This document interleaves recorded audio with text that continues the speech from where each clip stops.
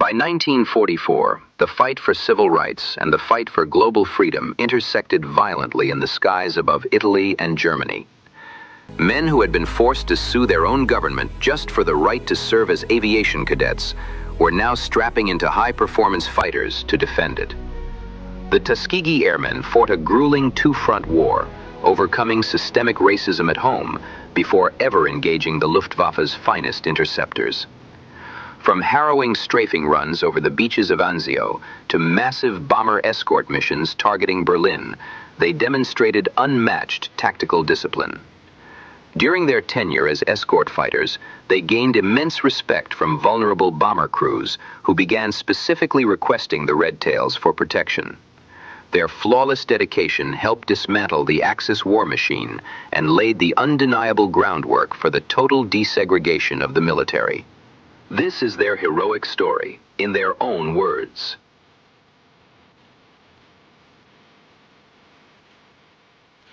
As black pilots in World War II, we fought two wars, one against the Nazis overseas and one against racism at home. They had it tough. They didn't get any help except from God and their own willpower. I believe the Tuskegee Airmen were some of the most outstanding pilots who ever flew. They used the Tuskegee Airmen as an experiment to see if blacks could fly. The answer we gave them was yes.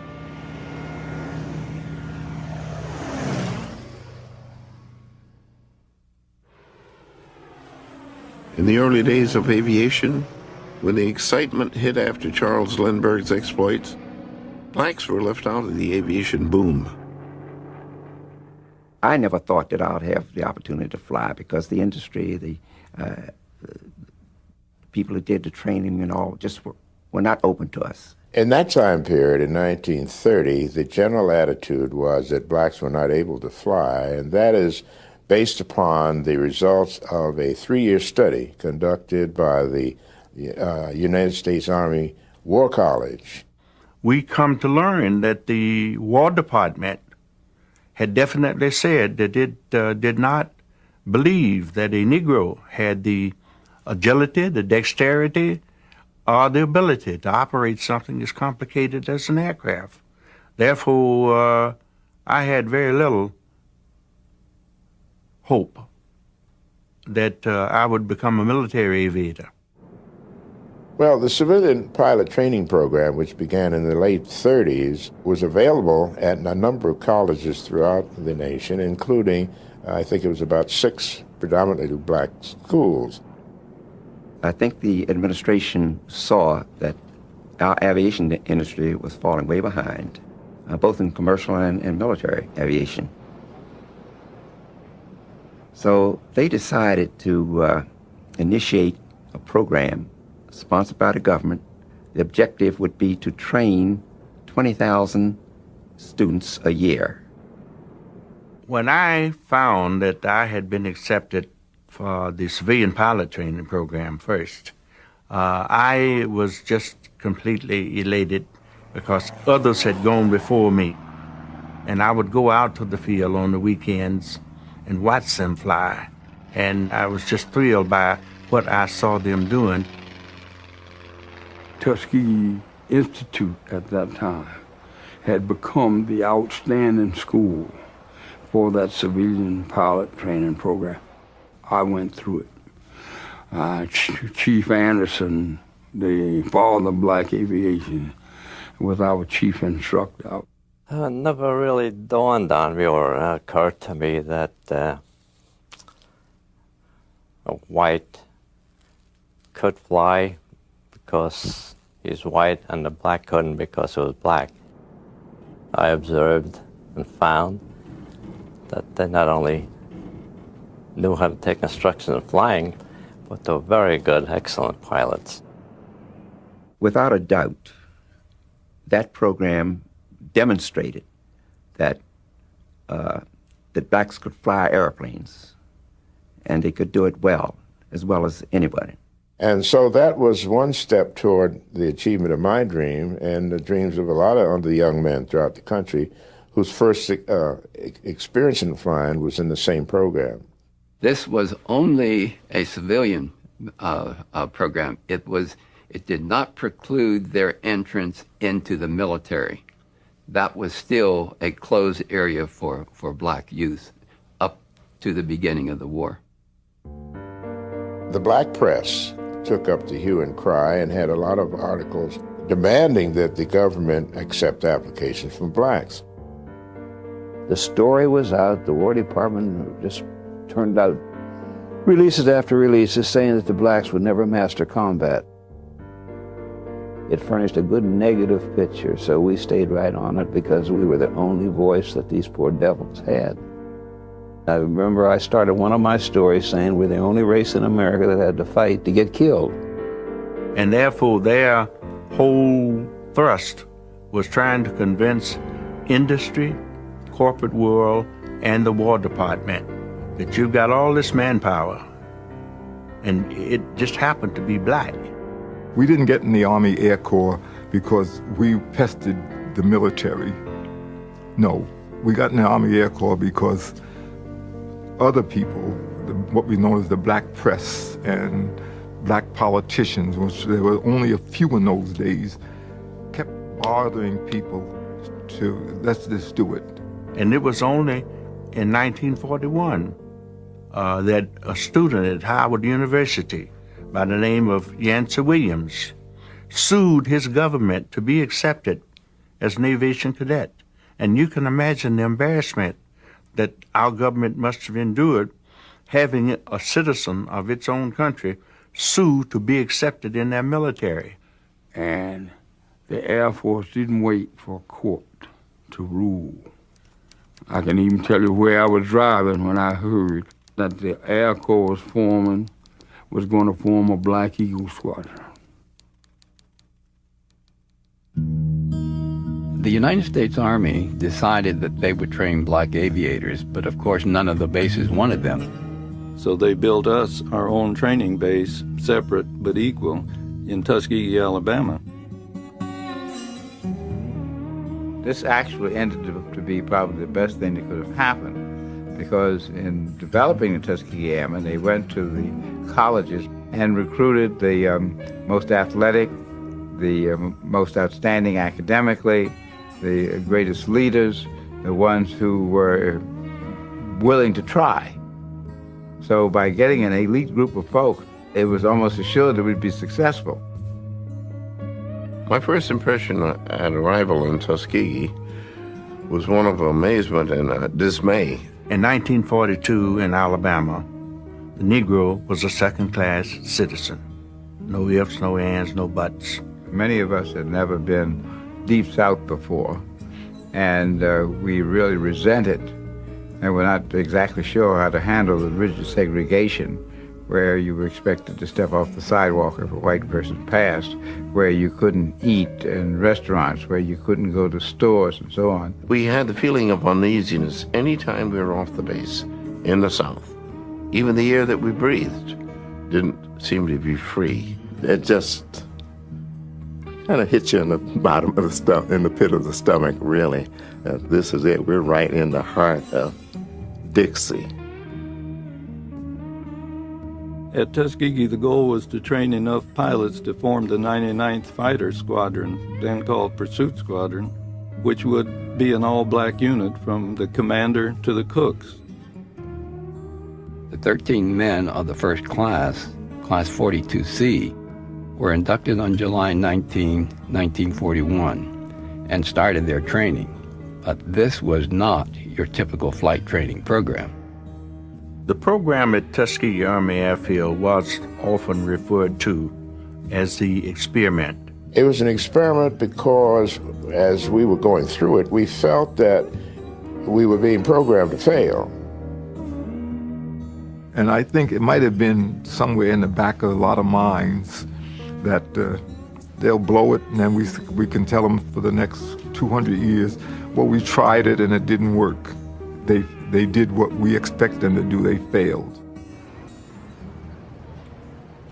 Well, Tuskegee, as you know, was a very small black college town, and the blacks had no recourse to law and enforcement. When we got off base and went into the town of Tuskegee, it was absolutely inescapable that that Jim Crow was very much alive and was being very much enforced. Therefore, it was a very strenuous time in all of our lives. And certainly you would believe that, well, I'm in uniform now, or I'm an officer, I have my wings, and therefore it ought to make a difference. But you very early on would come to learn that it did not make any difference. Boy, what are you doing with those wings on? You're no pilot. We don't have any Negro pilots. Are you an officer?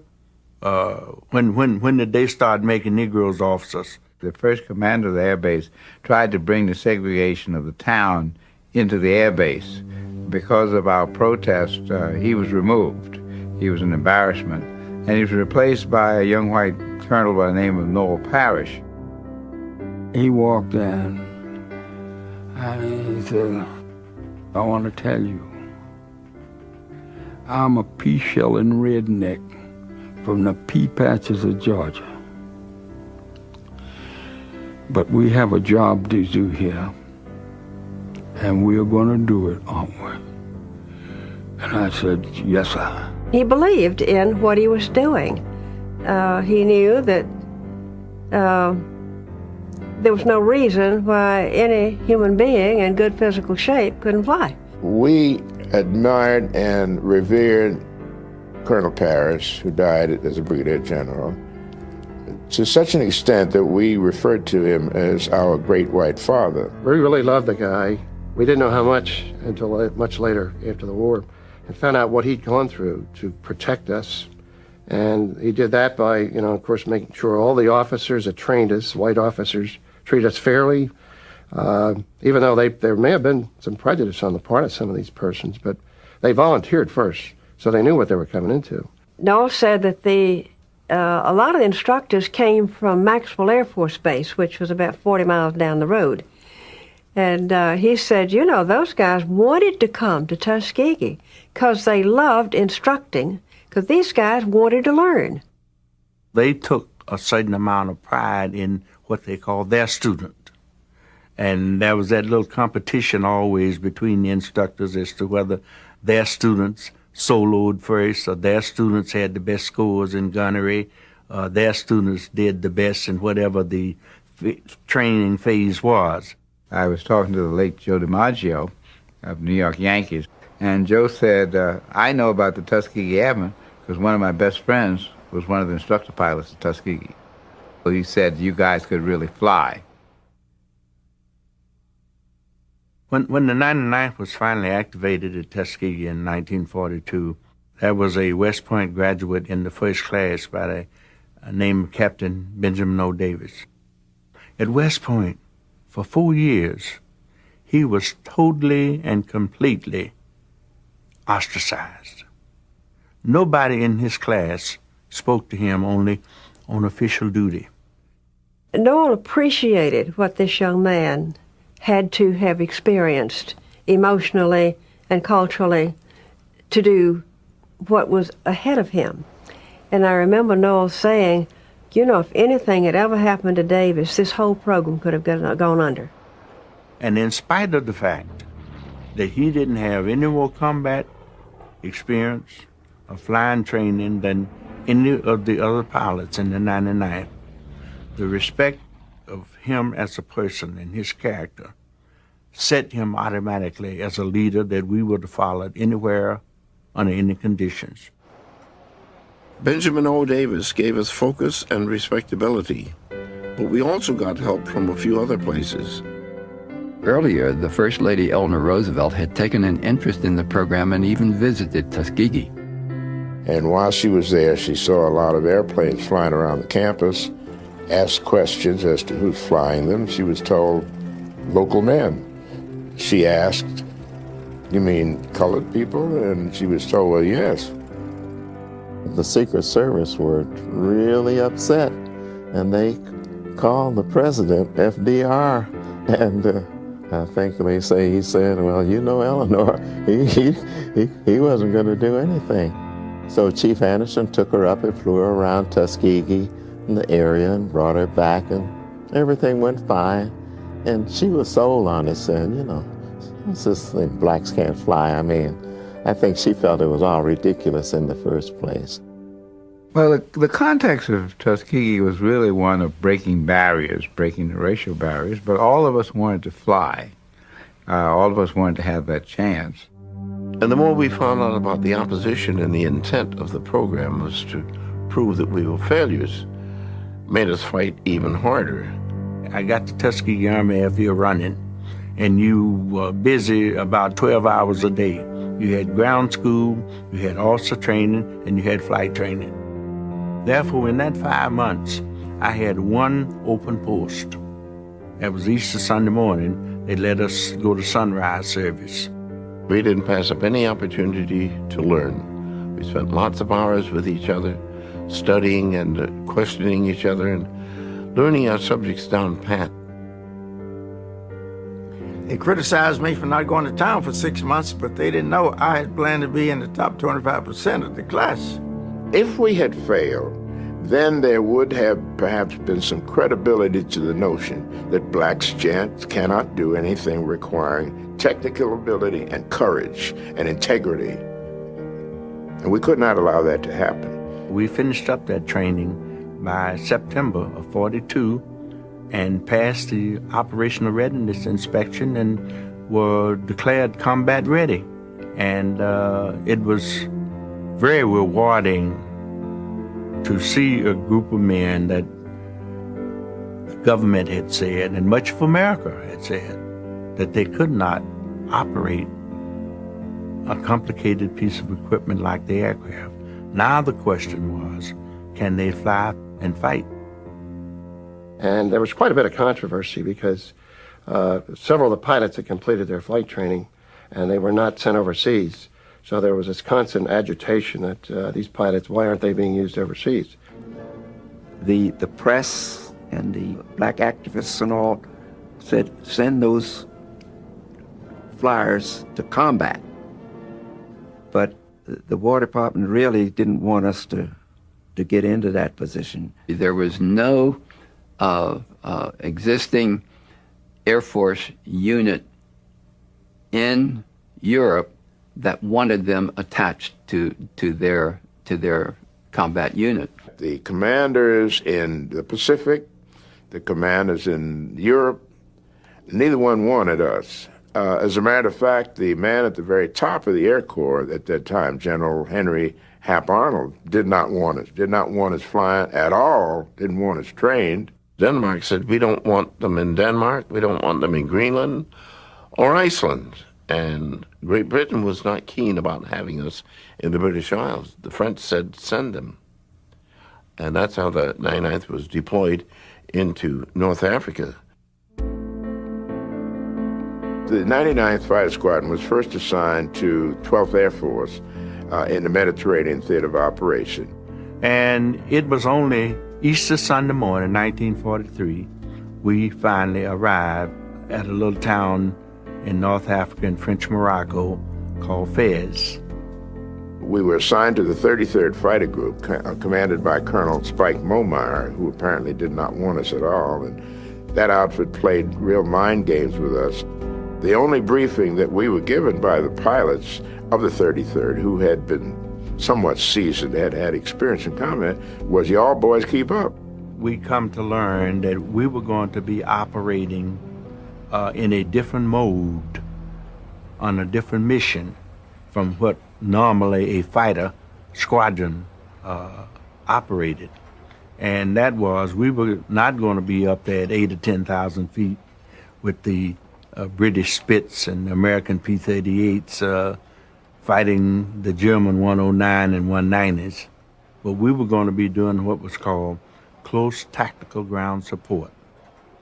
Our first missions were against the island of Pantelleria, over which for about 2 weeks continually there was bombing by all types of aircraft, high altitude B-17s, middle altitude bombers and fighter bombers like ourselves. And we just bombed those Germans until they ultimately just surrendered. There was an excitement, the first combat mission, and I could see anti-aircraft flak. See these little puffs of black smoke, and it hit me. They're shooting at me. They're shooting at all of us. There are about 36 planes up there. But, you know, you felt that personally, that now you're in it. This is war. And for me, it was a victory because that inner fear that I had as to how will I react was gone. I knew how I'd react. I was a tiger. I wasn't a pussycat. And then when Charles Hall shot down the first ME-109, P-40, we knew the P-40 was not the top-of-the-line aircraft. But that also got the attention of the War Department. But nevertheless, General Momeyer became very disillusioned with these pilots. And Noel was greatly concerned about that. And General Momeyer felt like all these guys are the pits.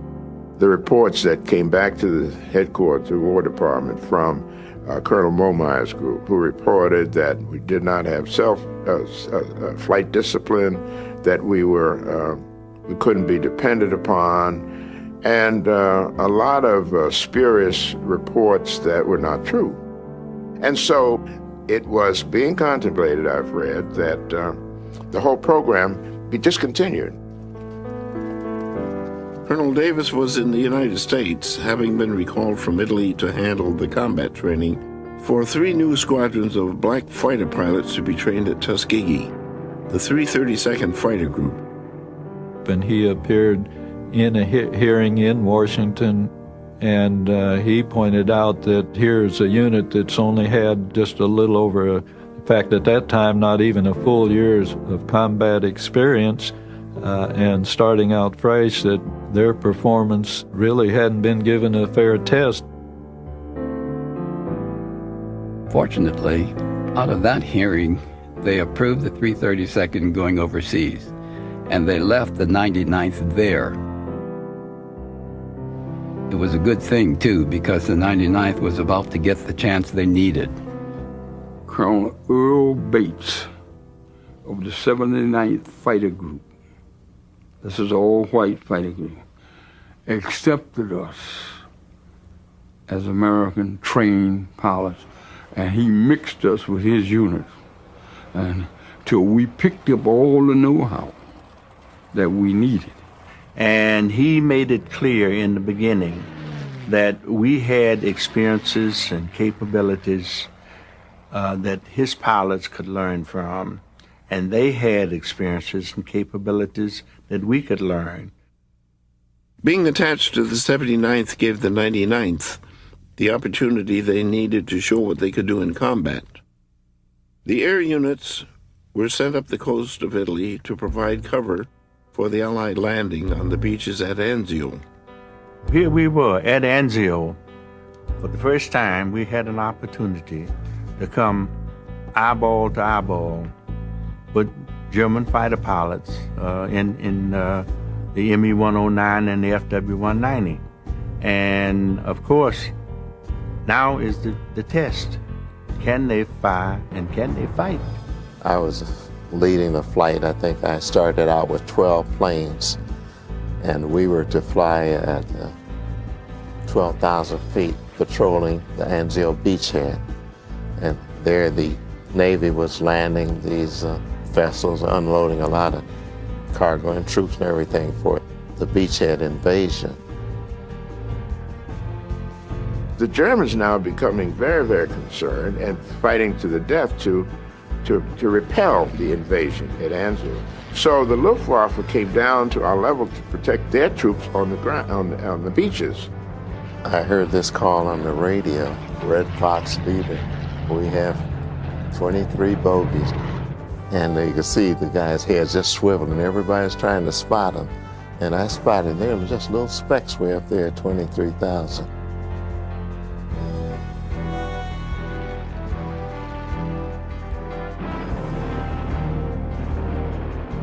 And in the first 2 weeks of operations over Anzio, the 99th shot down 17 aircraft, probably damaged another 8, and no more was a question. Valid. They could fly and they could fight. It made them take notice, and the ridicule went away. And that was really a turning point for it, because the guys were very aggressive. Everybody wanted to get a kill in. And, you know, they knew that they could do it. They were truly accepted as combat fighter pilots.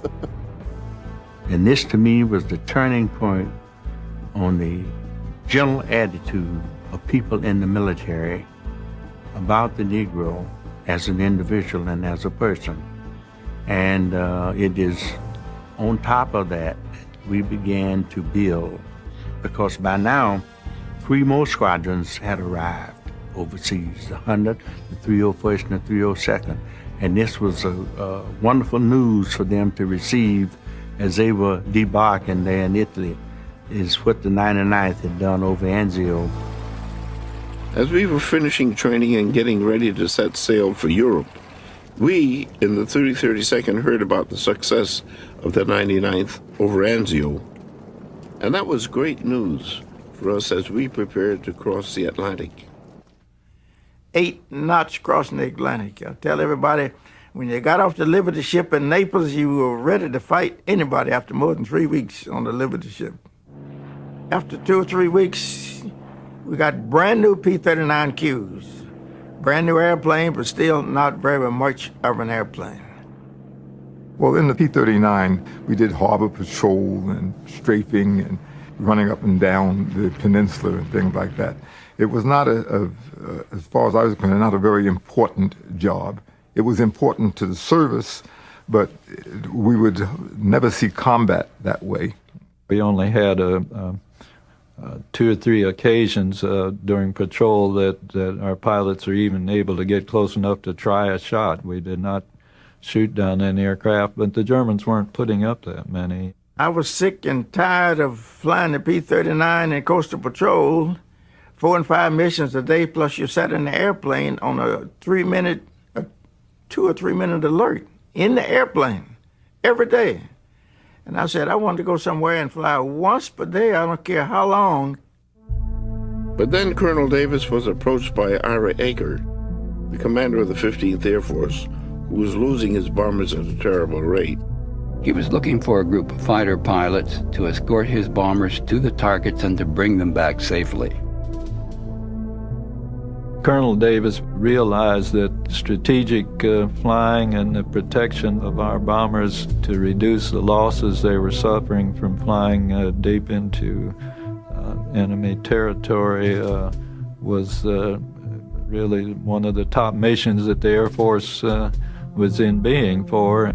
We felt that was the day. We went from 12th Air Force to 15th, and that was really an important day in our lives. General Tryon was commanding general of the 15th Air Force. He had 4 wings of B-24s and 1 wing of B-17s. He told General Davis to make sure you brief your pilots, do not run away and leave the bombers.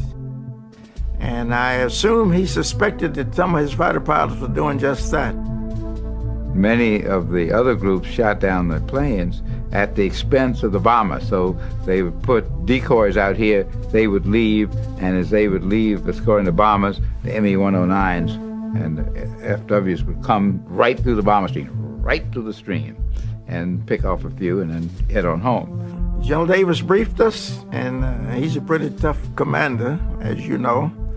And if he caught anybody doing anything other, he'd really stick it to him. Colonel Davis, our commander, said that we couldn't afford to have any mistakes. We couldn't afford to leave bombers and have them shot up, because it would be looked at differently when we did it than it was when anyone else does it. Well, escorting the bombers was going to be a big task, and we got just the right plane for the job. We switched over to the P-51 Mustangs. Some of us flew the airplane without reading the pilot's handbook, but when you're flying almost every day, it really doesn't matter too much. They took me down to the flight line, said, here's P-51, here's the manual, but here's the way it works. So after half an hour, I was in the cockpit. Now, this was a gem. This was the apple of the whole fleet. We wanted that, and we got it. And we felt that we were at the top of the heap now, finally at the top of the heap. And I began then to feel that maybe the government wasn't such a bunch of thugs. It said something about what the government expected of us and what they would do to see that we were successful. Well, we flew from southern Italy down below the Foggia area into southern Germany, Czechoslovakia, Austria, Yugoslavia, northern Italy. So we covered quite a bit of ground. Some of the missions were better than 8 hours, a lot of them, in fact. We were after almost anything. We were after airfields to destroy Me-262s. We were after oil refineries. We were after heavy industrial targets. It was a great experience to form up as we formed up, head across the Adriatic and the Balkan countries, and meet up with the bomber stream at rendezvous point.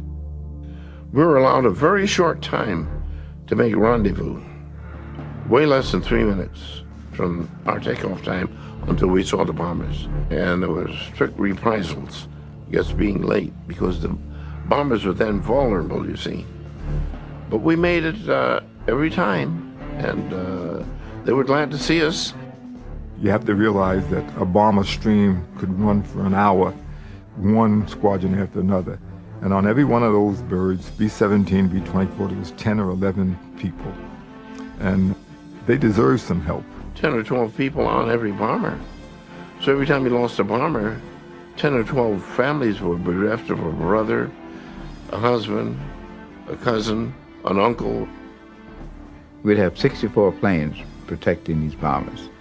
And we flew about, 50 to 100 feet, maybe 100 feet over the bombers, reasonably close, so that we had an umbrella which would protect the bombers against the Me-109s, the FWs coming down through the center. Now, we couldn't do anything about the anti-aircraft fire.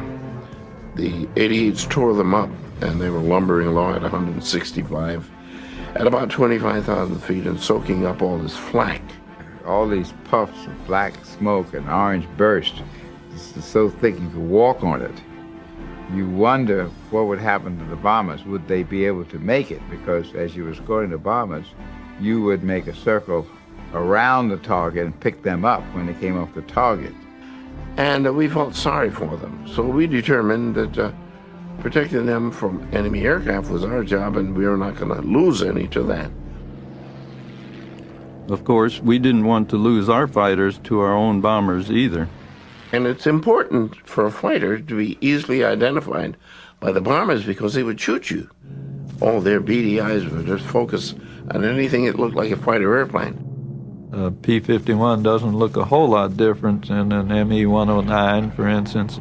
So for the gunners on the bombers, the units began to identify themselves. We painted the empennage, which is the tail section of the P-51s, and then we were known as the Red Tails. We had these Tuskegee Red Tail planes flying escort for us, and because of the gear that these men wear, we all wear, you can't tell who's behind the goggles. There was occasion where damaged bomber had to land at the nearest strip and ended up landing at Remetelic. And when we landed, we didn't know where we were. We thought we could have been on a German strip. But one thing that we did know is all these black troops drove up in American uniforms. And we greeted them because we are good people. But we didn't know that these red tails were black airmen. So the biggest surprise we had was to find out that there were black pilots flying escort for us. In other words, during World War II, and I had been in service almost 20 months at that time, I didn't know there was a black Air Force. That's how strong the segregation was. And I'm sure, looking back on the times, there would have been a lot of consternation had they known that we were blacks. But they flew a large number of escort missions for the white pilots of the 15th. They flew into Austria, Hungary, Poland, and Romania, and even into Germany. One of the most important and most dangerous missions was the long flight to Berlin, and and that was on March 24th, 1945. But Major Gleed called me that night on the 23rd of March and says, we have a max effort mission tomorrow and we need big tanks. Normally we carried a 75-gallon tank under each wing. The big tank meant a 110-gallon tank. We didn't have any big tanks on our base at the time, but luckily we had heard several were in the process of being transported by a train. So we sent some ground personnel out to meet it. They caught up with the train, they held up the train, they called it the Great Train Robbery. Those guys worked around the clock to get the tanks fitted and those planes ready for the mission. And at 8 o'clock the next morning, they had approximately 60 P-51 Mustangs re-equipped with the 110-gallon tanks to go on this max effort mission, and that turned out to be the Berlin mission. Our objective was a tank factory in Berlin. We took off knowing that the 1,600-mile round trip into Germany would be the longest ever flown by the fighters of the 15th Air Force, and that almost all of the mission would be flown behind enemy lines. We were assigned to escort B-17s to the target, or to the intercept point. We were supposed to be relieved by another fighter group. And when we got to the point where we were to be relieved, they were not there. We were going deep into Germany. So we were ordered to continue to escort the bombers. 600 miles from home base, we took them the other 200 miles up to the Alps southwest of Berlin. But we had lots of fuel. We elected to remain with the bombers and offer them cover over the most heavily defended target in Germany, Berlin. And in doing so, we spent 30 minutes over Berlin. We shot down 3 Me-262s. And as we were crossing this bomber stream, out of my eye on the left side, 9 o'clock, I saw these little darts. Because I had seen these Me-262s on some missions where I was escorting photo reconnaissance planes, I knew what they were immediately. And as they came in toward the bomber stream to attack, they were just getting their speed up. I said to my group, drop your tanks, your extra fuel tank, and follow me. And as I made a hard right, I caught this jet just coming in to get ready to blow up the bombers. And I hit him midstream, he blew up, he ejected, and that was victory number 1. The 332nd ended up shooting down 3 Me-262s on that mission to Berlin, and the group was rewarded with the Presidential Unit Citation. Generally, in the group briefing in the morning, they would critique yesterday's mission. Which bomb group hit what target, who was the escort, and how many did they lose to ground fire, or how many did they lose to enemy fighters. I don't think it would take a genius very long to figure out that the Red Tails were not losing any aircraft. And after they found out that we weren't losing their bombers to enemy fighters, we became a kind of a favorite. We were kind of a life insurance policy, as a matter of fact. Because Colonel Davis insisted on us having very rigorous discipline and not leaving the bombers to chase the enemy, we protected the bombers to such an extent that during our period of escort, we never lost one bomber to enemy fighters. So much so that the bomber crews, many of whom were from the South, wanted the Red Tails. The success of the fighter pilots of the 332nd and the 99th before them had turned some heads. Now the United States government looked to train blacks as bomber pilots. You know, while we were overseas, there was a formation of a bomber group called the 477th Bomber Group. They would have fly medium bombers, Mitchell B-25s, and they were destined to go to the South Pacific. At Godman Field, we had a base commander who was a tyrant. He hated blacks with a passion. Well, Colonel Selway was a horse's ass. He didn't take us seriously. He didn't take us seriously. He was determined that we would not succeed. He kept these guys in training forever, it seemed. He was a pretty bad egg by all accounts. He was a segregationist of the highest order, and he did everything he could to, I call it almost to the point of demonizing, the so-called uprising of blacks. He just wanted to keep them in their place, so to speak. When the unit was transferred to Freeman Field in Indiana, the commanding officers continued to agitate the black airmen in a number of ways, foremost of which was keeping black officers out of the so-called White Officers Club. There was a lot of malcontent, believe me, and it kept growing inside until some guys just decided, hey, we're not taking it. Until they said, hey, we're going to march on the White Officers Club, and that's it. Whatever happens is going to happen, you know. We said, now don't argue, don't fuss, just go there and get arrested, you know, if they won't let you in. And I got there, and the guy said, can't come in. I said, well, why can't we come in? He said, well, you're trainees. I said, well, no. I said, you have to belong to the base squadron. I said, well, I belong to the base squadron, and I took my card out. He said, well, we don't let niggers in. And with that, I went by him. You have to remember at the time that they did this, that they were in defiance of regulations that could have brought a death sentence to them by disobeying their commanding officer during war times. Not only did they have to struggle with the arrests and the fallout from their protests, but the unrest probably cost them a chance to prove what they could do overseas. And there was no reason to say that we wouldn't be worthy combatants. After all, we were the best trained B-25 group in the country. But they were never deployed because VJ Day happened, and they never left the States on a combat deployment. The 99th proved their abilities to fight by facing a foreign enemy.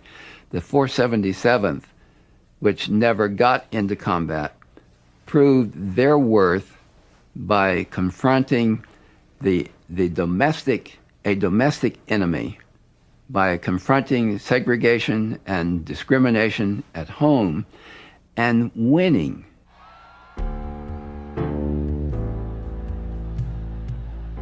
The 477th might not have had the opportunity to go to battle, but for those of us who did, our return home was far less than we had hoped for. When I got to Boston, which was the cradle of the revolution, we got off the ship, and coming down to the gangplank, there were two tremendous signs, white signs with black stark writing on them.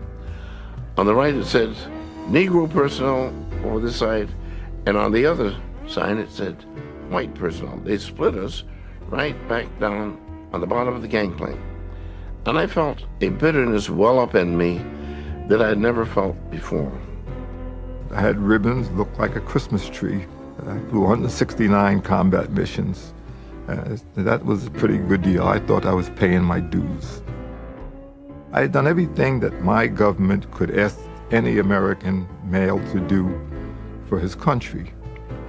And I thought, truthfully, in the back of my mind, and I think in the back of a lot of our minds, was that, okay, we've proven ourselves, and we go back there, say, well done, fellas, and as a result of this, things have changed. And to come back and find out they hadn't changed one iota, to me was rather disappointing. Not rather, it was darn disappointing. But I got back to Camp Patrick Henry in Virginia. There were German prisoners on the post.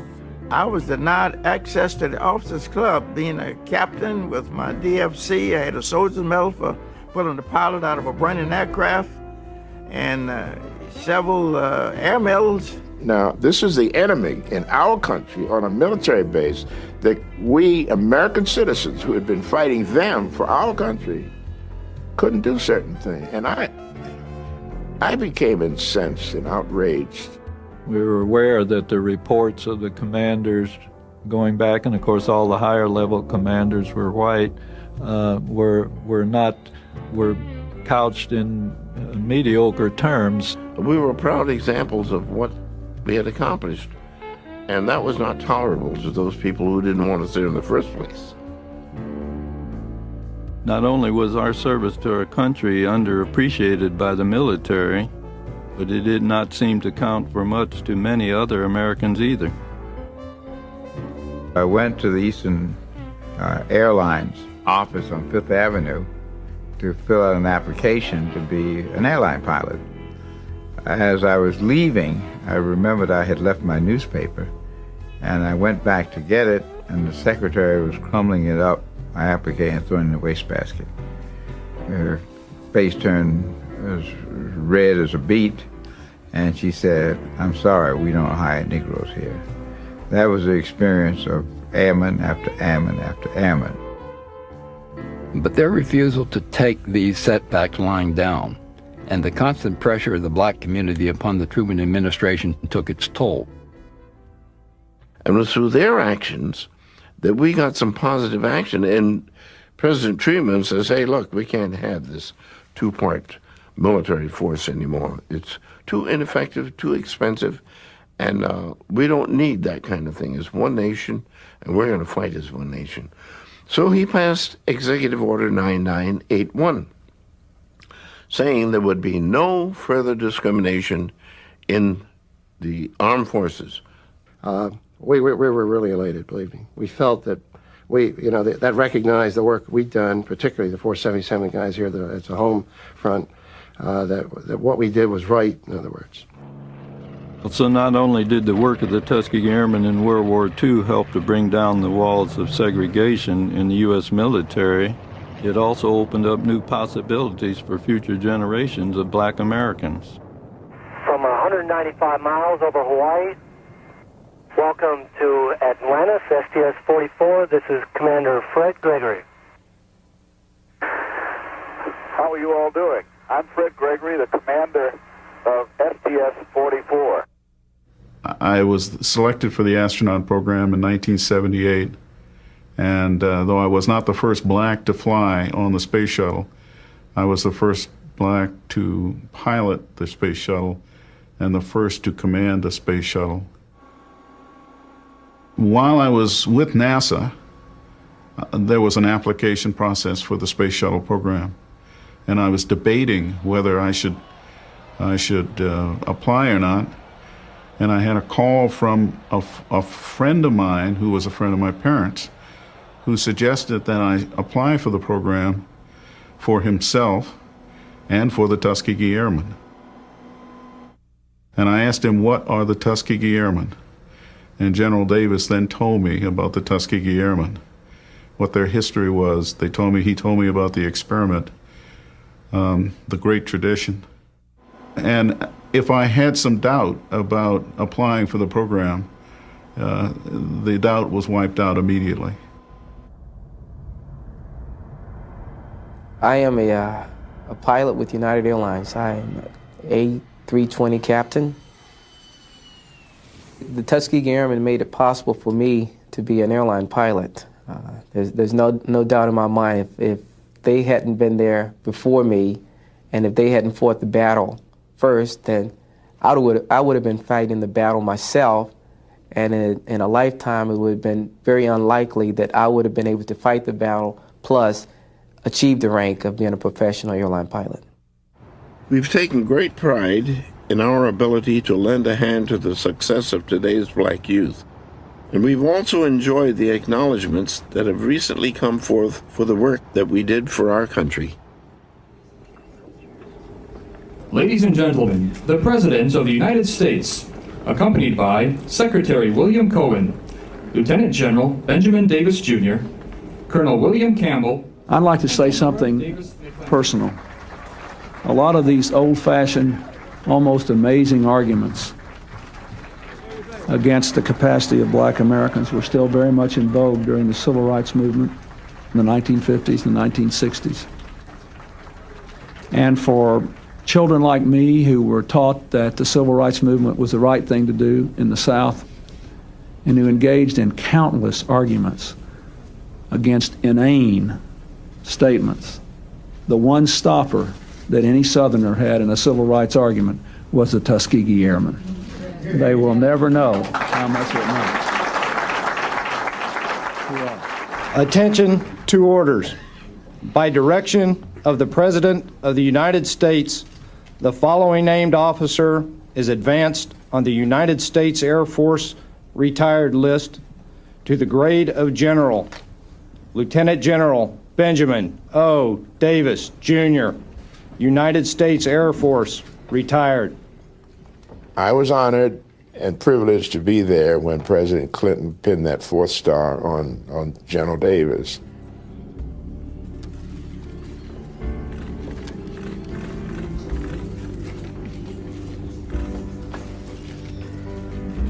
He received the 4th star, but I might say we received the 4th star.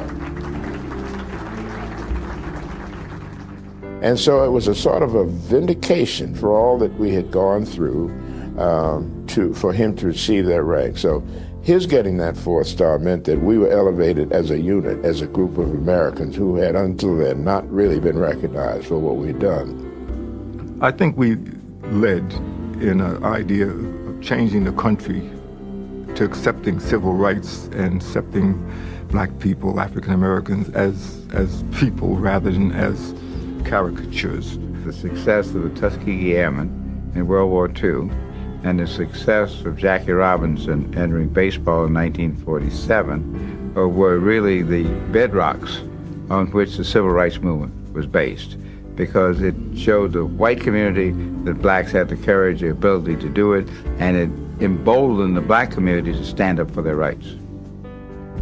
So long before Martin Luther King took to the streets with his peaceful movement, I think the Tuskegee Airmen had already found that peaceful resentment and excellence in their conduct and attitude would do more to try to overcome than it would be to become resentful and violent against it. We have proven that people should be measured on their ability and their character, and that the strengths of our country are in all of its people. And some 50-odd years later, we feel that we have overcome. The sadness is that we had to go through this, but trial and travail makes everyone stronger, and hopefully it has made this country stronger.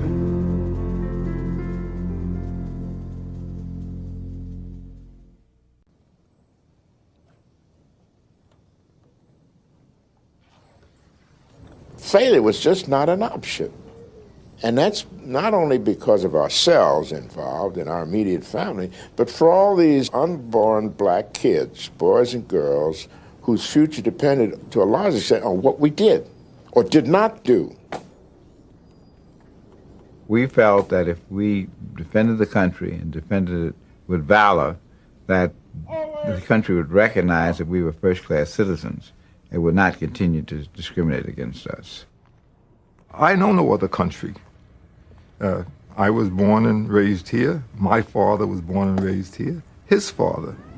The fact that some white people didn't want it to be my country or felt it was their country and not mine meant not a dime to me. It didn't mean anything.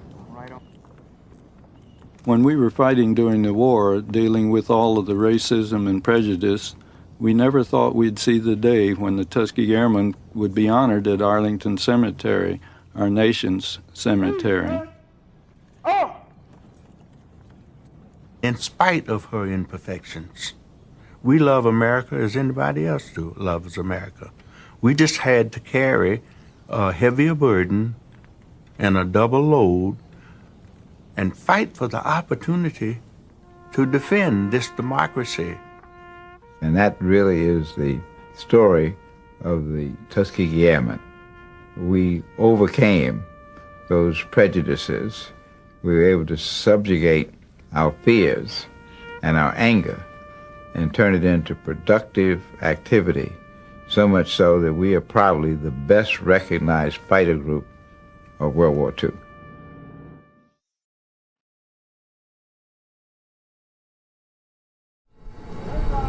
Clear.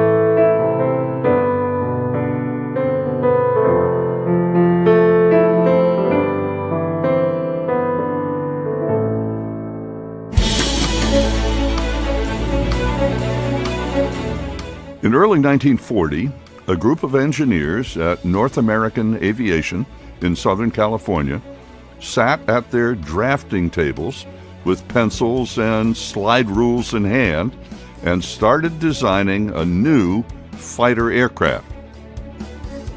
Just 120 days later, they test flew the prototype of their creation, the P-51 Mustang, the best propeller-driven fighter of all time. It had it all: power and speed, range, altitude, and maneuverability, the qualities needed to escort bombers over Germany in World War II, protect them from the Luftwaffe, and return safely to their bases in England and Italy. The challenge and mission was to confront and destroy Nazi Germany. Thousands of pilots flew the Mustang, but many of them had a second mission. They were African American pilots and had to fight two wars at the same time, one against the enemy in Europe, the second to fight racism, segregation, and social injustice at home. Those African American air crews became known as the Red Tails.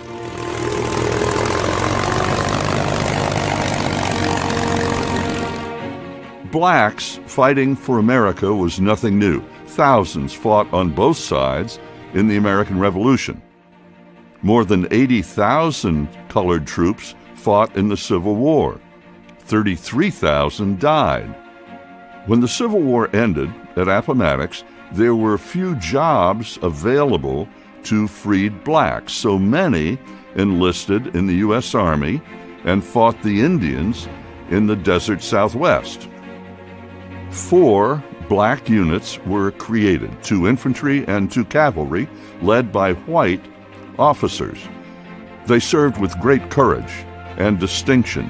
18 received the Medal of Honor. The Native Americans dubbed them Buffalo Soldiers because of their curly black hair and dark skin and their tenacity as fearsome fighters. They went on to fight under Teddy Roosevelt in the Spanish-American War. And when the United States joined the fight in World War I in 1917, more than 350,000 colored troops fought with America's allies in Europe, still in segregated units. One black infantry regiment became known as the Harlem Hellfighters.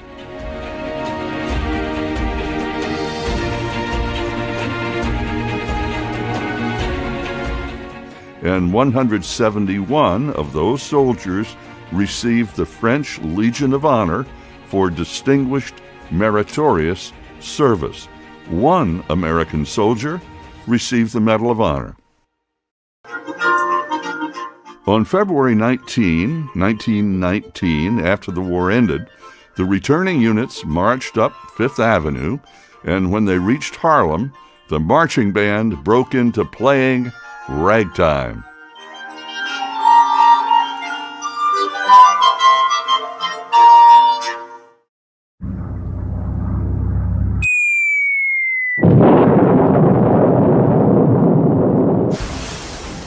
When the Japanese attacked Pearl Harbor on December 7, 1941, there were already many African-American officers and enlisted in the military, especially in the Army.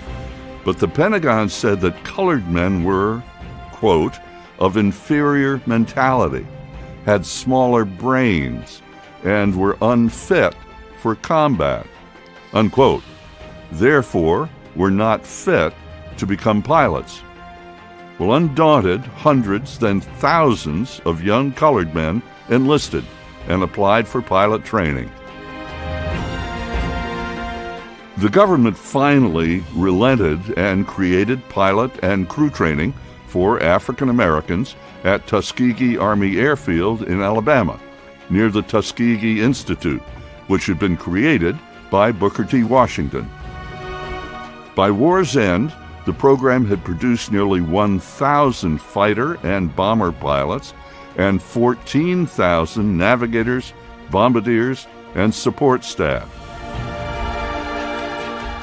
4 squadrons of P-51 Mustangs became the most famous of those crews.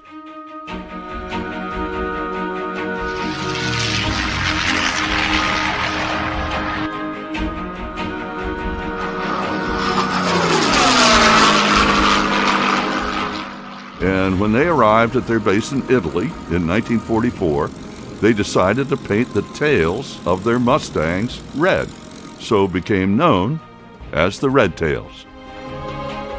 That group, the 332nd Fighter Group, served with great distinction, flying bomber cover and attacking Nazi targets in Germany, Austria, and the Balkans.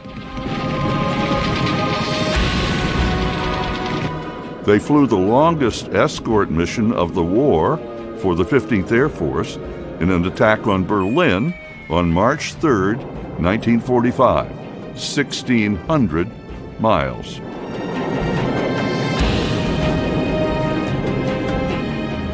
In all, Red Tails flew a total of 1,578 missions, destroyed 112 enemy aircraft, and lost bombers on only 7 missions.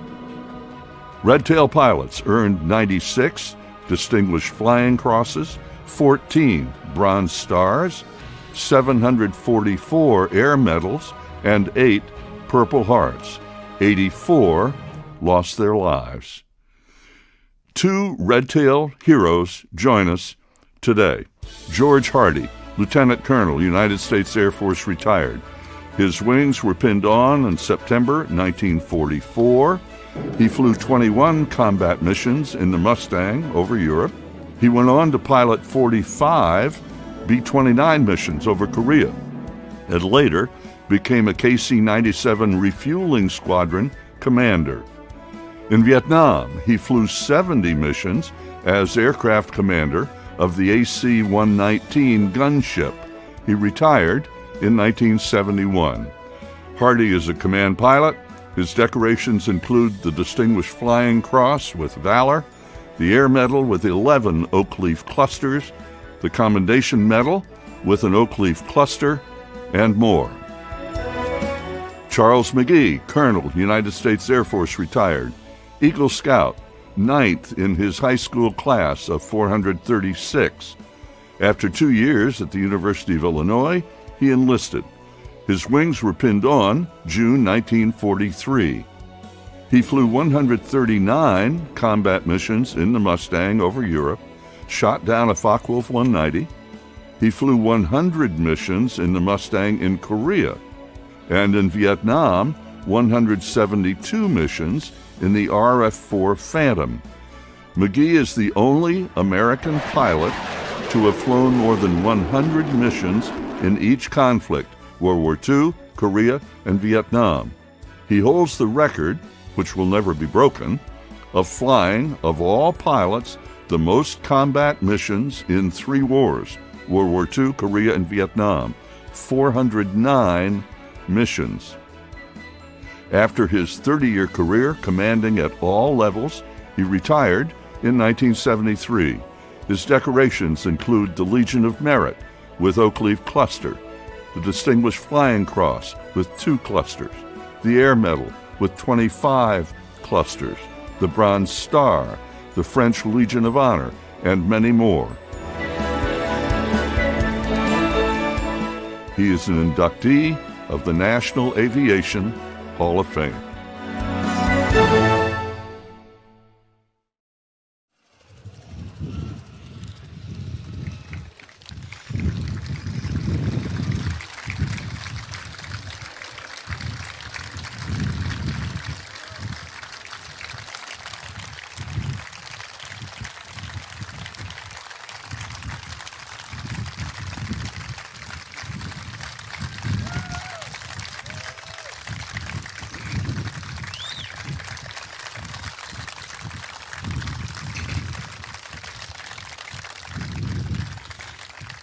This is Colonel McGee, and that's Colonel Hardy. So thank you, everybody. Afternoon, gentlemen. Welcome back to Oshkosh. Thank you. Thank you so much. Charles, December 7, 1941, the day, of course, Pearl Harbor was attacked. Where were you on that date, and what do you remember about that day? What I remember, I had gone home from school because of my birthday, but I was also with the Coleridge Taylor Glee Club leaving Gary, Indiana, going to sing at an evening program in South Chicago. A few minutes after 4, we heard that message. What birthday was that for you? Oh my goodness, you challenged me to remember my math. 22. 20, well, to be 21, I think then, because when I got into the service, I was 22. 22.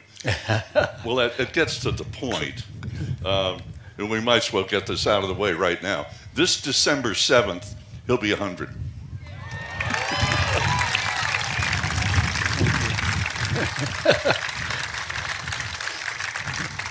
And George, you're the youngster here in the group. I'm only 94. 94. Yeah.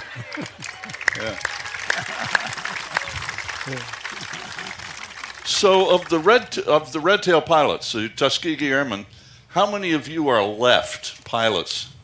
Well, that's a number. I think we're down to 11, maybe 10. It's hard to keep up with. No, it's 11 now. He thinks he's the oldest, and I'm 11. The youngest of that 11.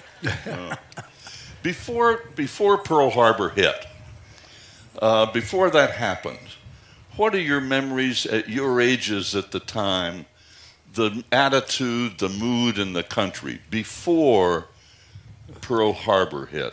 What was happening in your lives? Well, all I can remember is that I had parents and grandparents that go to high school, go to college, and really wasn't aware of that 1925 war college that said I was a subspecies of the human race. Yeah, right. But George, what do you recall about what was going on in the country? What were you doing then? Well, I was worried. I was in high school, say, and in 1941, I was a senior in high school.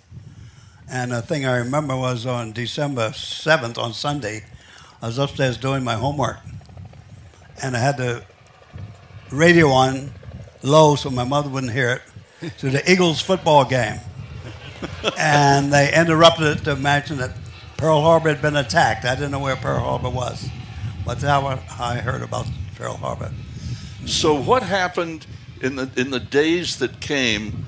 What happened around you about attitudes about what was going on in the country? Well, for me, the country had come out of 10 years of depression and the declaration of war to support our allies in Europe and the Pacific didn't change segregation, but everybody was interested and involved and had access to the jobs that were available in the war build-up, the enlistments.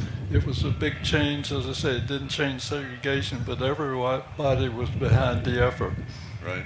And George, what was your sense? You're there, you were in high school, yeah. High school, but I remember Pearl Harbor, it galvanized the country, and I remember Pearl Harbor was the watchword for people. Yeah. And everybody wanted to do their bit. In fact, I was in high school, and some of my classmates were 18. Enlisted in the service before they graduated. That is, they'd graduate, then go in, but they enlisted first because everyone wanted to join the Army or the Navy to fight the Japs. And I remember that. How interested, if at all, were either of you in airplanes at that point in your lives, at your ages? Were you already hooked or not? I wasn't one who was hooked, and I'd learned to handle the rifle in ROTC in college, but because I was in school, the draft board wasn't pulling my number. But when I heard about aviation opportunity, I was able to pass exams, and all I can say is, my first flight, I was hooked. So when somebody asks me now, what got you interested in aviation, I just say, I was avoiding the draft. George, did you love airplanes as a kid or not? Well, I built model airplanes, of course, at the time with the rubber band, you wind them up and they fly. I did that, but I didn't intend to be a pilot. It's one of those things. Well, let's see, when I was in high school, I only weighed 129 pounds, see? And I didn't consider myself a warrior of any kind. But were you too light? Was 129 pounds too light to apply for pilot training then? By the time I applied, I was 131. Oh. So I turned 17 the same month I graduated in June of 42. And it was in 43, the Army said if you're 17 and a high school graduate, you can take the exam. Yeah. So on St. Patrick's Day in 1943, I passed the exam and physical. I was sworn in as a private. And they sent me home until I turned 18 in June. And then I got orders to report to active duty. And that's it. And when you went to active duty, though, then did you apply for pilot training at that point? I applied for pilot training at Tuskegee. Right. And so I went to Keister Field for basic training, then to Tuskegee in September 43. Right. And to actual pilot training starting in December 43. Right. You started to say something, Charles. Well, I was going to say that it was just happenstance that I got into the flying. But as I say, after the first flight, I was hooked and knew I made the right decision. So how did you get to the pilot training if it wasn't something you were really going after? It's interesting. I had passed the exams to qualify and sat back waiting to be called. And this was April of 42. Didn't get called until October. And it's interesting. I had met a young lady on campus, and over time we decided to get married. Got married on Saturday. Monday morning's mail said, report. Was that Kitten? Well, her name was Kitten. That's why on my airplane, I named my airplane Kitten. But I also said my crew chiefs kept keeping that engine purring like one, so painted on both sides.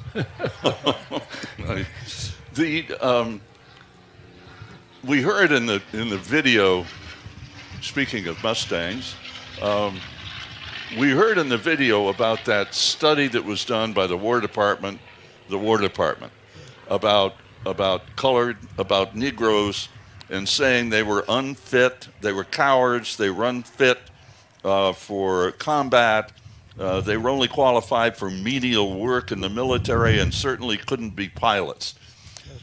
How did that strike all of you at the time? Because were you aware that had been written and done? Fortunately for me, I wasn't aware. Were you, George? I wasn't aware of it either at that time. Well, but you applied for pilot training, knowing as you did your life of segregation and injustice and all of that.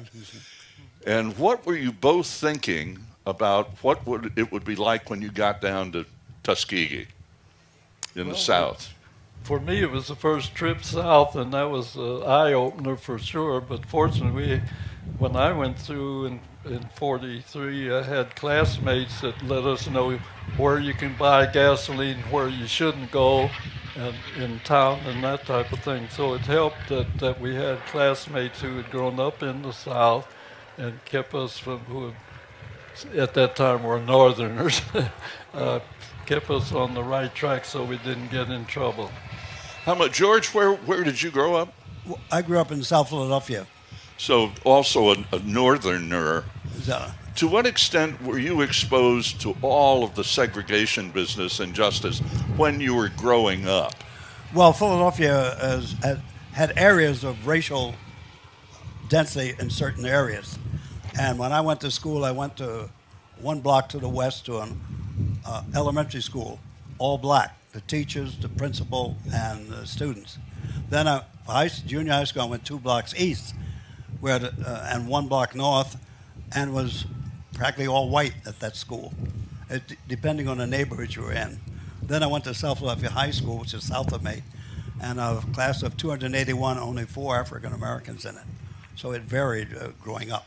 Right. But that's the way the city was distributed as far as races were concerned. Right. And Charles, what about you? How much were you exposed to all of the segregation and so forth growing up? Well, life was interesting because I was born in Cleveland, Ohio, but my dad's work took us away. My mother had passed when I was just about 2 years old. So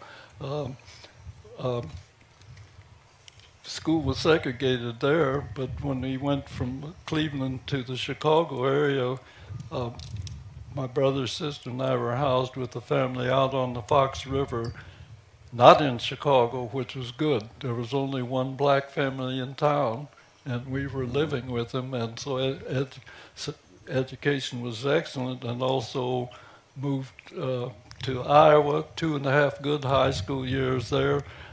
There was segregation, but not in the school. There weren't enough blacks for a separate school, so that was good. And then my dad went back to the Chicago area. In Chicago, thumbs down. That wasn't so good because I didn't do anything for 5 to 6 weeks in a segregated school over what I had learned in Iowa, same classes. And I know they said that I graduated 10th in some 400 students, but that education primarily came from 2.5 good high school years in Iowa, not the Chicago school. I'm sure Iowans like hearing that. I hope so. Today. So you enlisted knowing how segregated the military was. You knew about the things we heard in the movie. Yeah. So what was the passion in you that pressed you to go ahead and say, I'm going to do this, I'm going to make this happen, despite all the negativity? Well, I had grown up, you treat other folks like you want to be treated, and you take part in what's going on. The whole family ended up, my dad was in the service as a chaplain, my sister was a WAC, my brother went to signal school, I went to flying school. But it was all, as I say, the attitude around the country to me at that time didn't change segregation, but everybody was interested in the opportunities that the war buildup meant for the country. George? Well, we get back to this thing of why did I want to fly? Right. And one of the things that impressed me was the Battle of Midway. The capital ships were hundreds of miles from each other, and the planes made a difference. They ended the battle without the ships coming close and won. We won on that. And in fact, that was the start of the downfall of battleships too, because of planes. And that inspired me to an extent to fly. And in 1943, when I thought about flying off of a carrier, but the Navy wouldn't take Afro-Americans as pilots, but the Army and the Navy in 43 said, if you are 17, I went to the Navy first. I passed the exam, and they realized who I was, and they failed me on my physical. I said, well, what did I fail? It was my teeth, they said. My wisdom teeth weren't in fully. I went to the dentist and said, nothing's wrong with your teeth. Now, here, these are all my original teeth in my mouth now, say, in the Navy. So then I went to the Army on the 17th of March, and I passed the physical and the exam. and that's it. So how much? But it shows the racial problem in the Navy at that time. Yeah. How much did your parents' values affect your values and your attitudes about realizing you could make whatever you wanted to make out of your lives? What was their influence? Well, to me, as I say, I was glad to have parents and grandparents that said, get an education. In other words, go to high school, go to college, because then you're prepared to walk through doors that open. You don't want to go up to the door and knock, and the door opens and say, oh, but you're not qualified. Right. George? Well, the thing is that although segregation existed, my parents still felt this was a land of opportunity, and you can make it if you try hard enough. And they encouraged me. Of course, my mother didn't want us to go to war, but there were 7 of us in the family. My older brother had gone in, and so I went in too. Right. But it's something she had to live with. So you get down into the South, right, at Tuskegee. How much of that was an eye-opener for either of you in terms of how you were treated? Well, it was certainly an eye-opener because you were facing things that didn't exist, at least as I say, where I grew up. And even though I went to the University of Illinois, there was some segregation in town, but the school was open. The opportunity was there, and so it was good to be able to take advantage of that. At the time, and as mentioned earlier, wasn't aware of some of the attitudes that existed, or those that were saying you can't do something. Right. George? Well, when I went into service in 1943, and I actually entered active duty on the 13th of July, 43, I met 2 other fellows from the Philadelphia area who were going to Tuskegee. And the 3 of us were put on a train to go to Biloxi, Mississippi for basic training. And they gave us Pullman tickets all the way, which was unusual. And it was nice sitting in a Pullman going to Cincinnati from Philadelphia in a dining car, seeing the scenery go by. We got to Cincinnati and got on the L&N Railroad to go to Biloxi, Mississippi. We still had the Pullman section for us. Everyone else in the car was white, but we had a Pullman section of 3 of us. When we went to eat was the first difference. Wow. They had to have segregation in eating facilities in the South. So the dining car had a heavy curtain across it with a few tables at the end. And we had to eat behind those curtains so that the white people couldn't see us eating in the car. That was my first introduction to real segregation. Then we got to Tuskegee and got off and went to Biloxi, and it was worse. It was worse. It was complete on the base, yes. How? We were completely segregated. Describe. Completely segregated. We had our own orderly room. We had our own barracks we stayed in. And Keister Field had thousands of people there, and they had about 10 or 11 dining halls, and we had one on the end for us to eat, that's all. And that's the way it was at Keister. The Army was rigidly segregated then. Yeah. Army and the Navy, all the whole military, yes. So you're in basic primary, right? You're in primary flying. No, this is basic. Basic training. Basic training. That is learning to be a soldier. Right. Using weapons and things like that. The Yeah. ground troop. Everybody in the Army goes through that. Right. So you get to primary pilot training, though. What are you flying? Well, I flew the PT-17 bi-wing open cockpit, but we need to say that our presence there was because of Tuskegee Institute, now Tuskegee University. The city of Tuskegee and their sheriff wasn't a friend.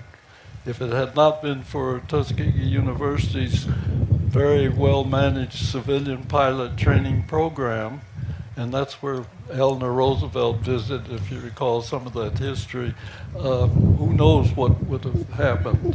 And even the first white commander of Tuskegee Army Airfield didn't want a black soldier at the gate carrying his weapon because he didn't want a white person from Tuskegee coming out and being faced by a black with a gun. But fortunately, he was moved on. Noel Parish took over. He didn't change segregation, but he believed in the opportunity and did everything to keep things smooth and continuing. Right. So you're in the PT-17, right? Yes. So how long a period was that, and what was your next airplane? PT-17, about 250 horsepower. That's primary training. Basic training was the BT-13, closed cockpit, a few more instruments, and you learned a few more things about flying. And advanced training at that time was the AT-6, another couple hundred horsepower in your strength. But even along the way, somewhere there you learned night flying, you learned instrument flying, and then in the final phases you learned combat performance in the aircraft. Do you remember your first solo?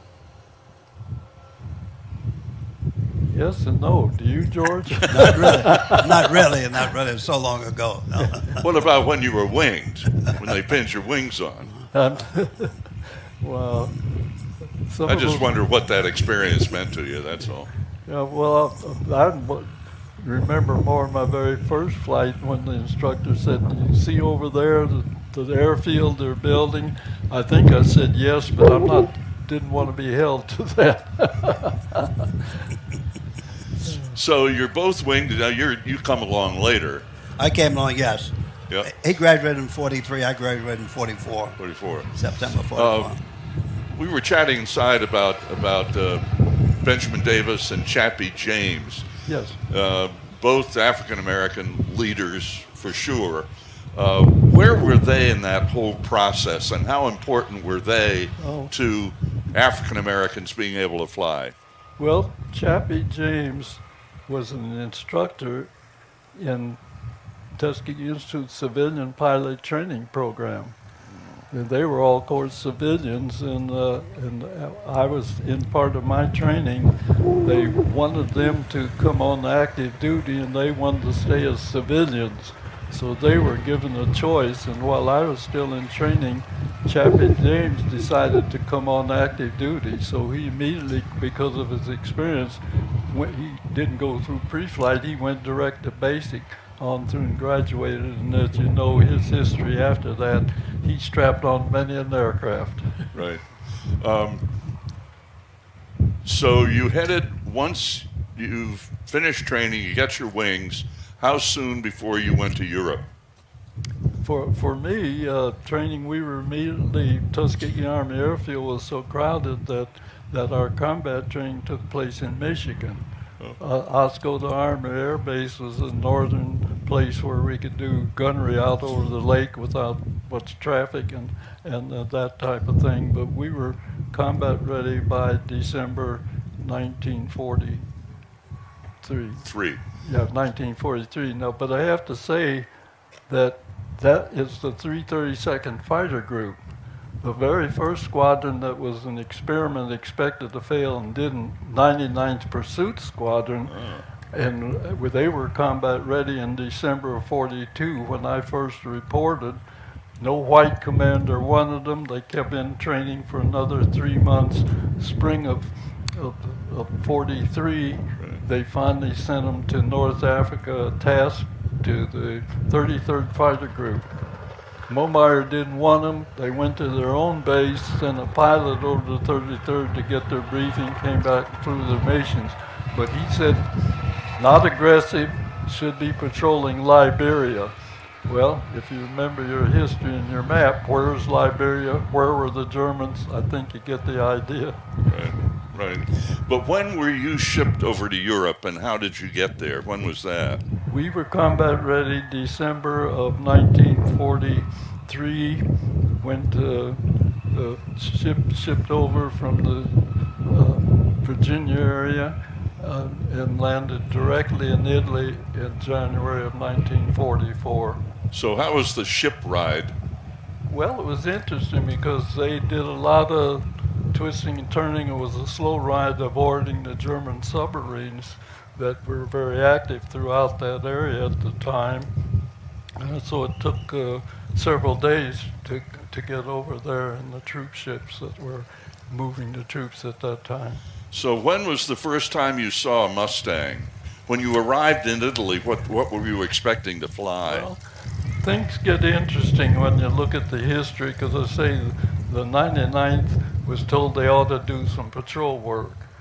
332nd Fighter Group was combat ready in the P-40, and they said, oh, you are going to do some patrol work, and we switched before leaving the States to the P-39 Airacobras. We patrolled Naples Harbor and the waterways to the Anzio Beachhead at the same time. The 99th, after they had moved out of Sicily into Italy, were doing the interdiction and ground support. And really it was over the Anzio Beachhead that they shot down in a few days' time over a dozen German aircraft, so it was a matter of opportunity. But shortly after that, the 332nd Fighter Group was one of 4 groups picked to begin the escort work to protect American lives, because every bomber that was lost on the missions meant usually 10 American lives, and that's why the escort work began.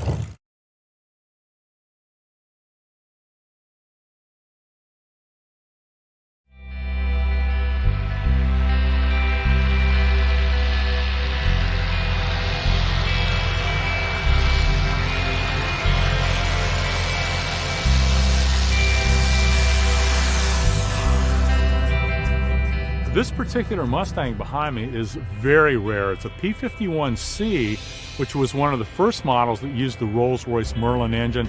Still had the high back canopy. The original Mustang was the A model, had the Allison engine, which the P-40 had. They started off with those. The British actually had a much better technology with superchargers in the Merlin than we did in the Allison. So at some point somebody said, hey, let's try a Merlin, and the Merlin engine in the Mustang is what made it a great airplane. We actually went on to build Rolls-Royce engines here in the States under license for the Mustang, and as well we turned them out, and the British used them in the Spitfires and the Hurricanes as well. As I said, this is a very rare airplane. There's only maybe 4 or 5 original early airframes with the Merlin on the planet. This particular one is the only one that currently flies right now, so we feel very privileged to have that in the collection.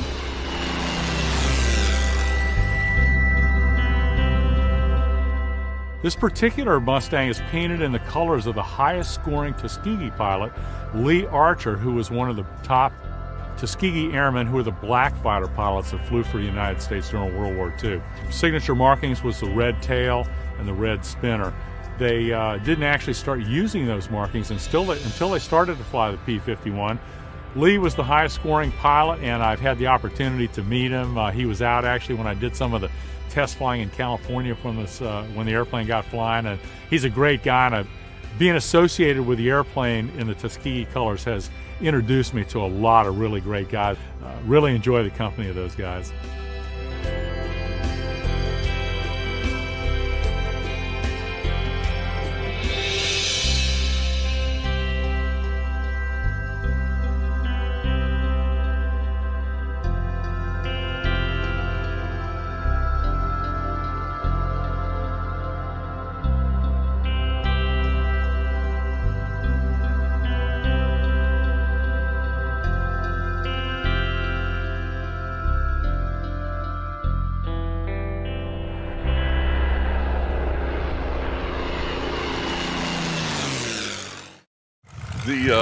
So when did they bring in the Mustangs? The Mustang came, when we started the escort work in the spring of '44, we had the P-47 Thunderbolt. 1st of July, all 4 squadrons were flying the P-51 Mustang. Now, when did the red tail business start? Where did that come from, and what was it? Because I was there before George. Right, yeah, yeah. The red tail was really the fact that the 15th Air Force assigned colors to the tails of each squadron. Yeah. And our rudder was supposed to be painted red. Instead, we painted the whole rear end red and became known as a red tail. But all of the airplanes had on their rudder a different color. So you could Was that by find them in squadron the air. or? Well, by groups. The key was that 15th Air Force wanted the bombing groups to know that these aircraft suddenly showing up are there for protection, not German. So one group had a yellow tail, one had candy stripe, red, white, one had checkerboard, 332nd Fighter Group, red tail. Right. And it's if you got involved in combat or something, once you started to form up, you could see at a distance who your squadron mates were and join up. Right. And that was one thing. But the spinners of all 15th Air Force planes were all red also. So. I might say for the folks that are interested, if you notice here, red nose, red tail, but look behind the spinner, orange and red stripes here, yellow, and the orange or yellow, whichever one you call it, trim tab. We ended up with 4 squadrons, and the crew chief needed to know what aircraft is landing to be prepared to take care of them. So what's happened behind the spinner and on the trim tabs allowed the crew chiefs to be prepared to marshal on in. We had pier steel, plank runway, tent city on each side, the end of the runway. That was for their identification. What you see here happens to be the 302nd Squadron, the one that I was in. We had the yellow and red trim stripes. So you know, we heard red tails, and we in the movie applied. It sounded like only to the fighters, but the red tails applied also, right, to your bombers or not? No, just the fighters.